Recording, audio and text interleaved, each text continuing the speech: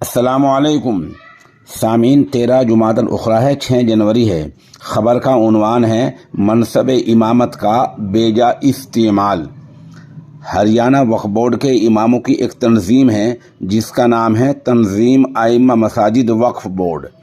24 घंटे पहले इस तंजीम के कुछ लोगों ने हरियाणा के वज़ीर आला मनोहर लाल खट्टर का इस्तकबाल किया है और इमामों की तनख्वाह बढ़ाने पर शुक्रिया अदा किया है।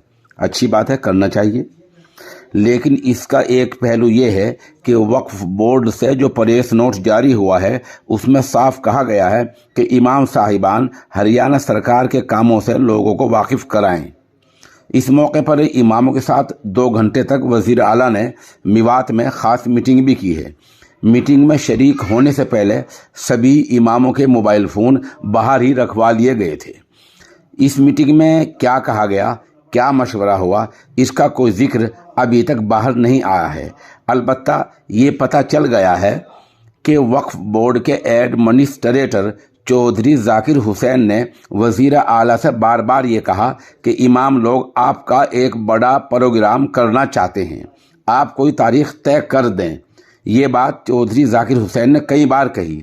हमारी मालूमात के मुताबिक वज़ीर आला ने अभी तक कोई तारीख़ तय नहीं की है और इस मामले को अभी तक टाले रखा है।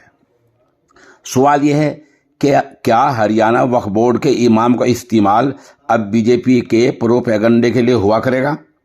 चौधरी जाकिर हुसैन आखिर चाहते क्या हैं? उन्हें मालूम होना चाहिए इमाम मजहबी पेशवा होता है, मजहबी रहनुमा होता है, शरीयत का नुमाइंदा होता है। उसके पीछे सभी लोग नमाज अदा करते हैं। लोग पार्टी का लिहाज किए बगैर इमामों की बात सुन लेते हैं।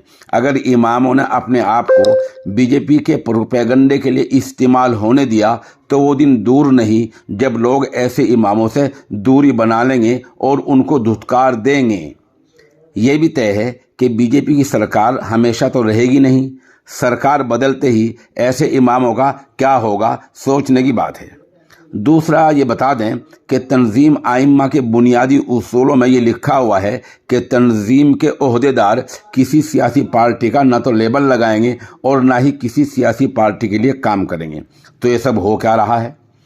आखिर में एक सवाल ये है कि बीजेपी ने हरियाणा में अक़लियतों और ख़ासकर मुस्लिम समाज के लिए अब तक क्या किया है? जवाब यह है, कुछ भी नहीं किया है। क्या किसी मुस्लिम अक्सरियती इलाके में स्कूल खोला? नहीं। वक्फ प्रॉपर्टी से नाजायज़ कब्ज़ों को हटाने के लिए सख्त कानून बनाया? जवाब है नहीं। फिर आखिर बीजेपी मुस्लिम समाज से और इमामों से प्रोपेगंडा क्यों कराना चाहती है? 2024 की तैयारी है, सबको पता है।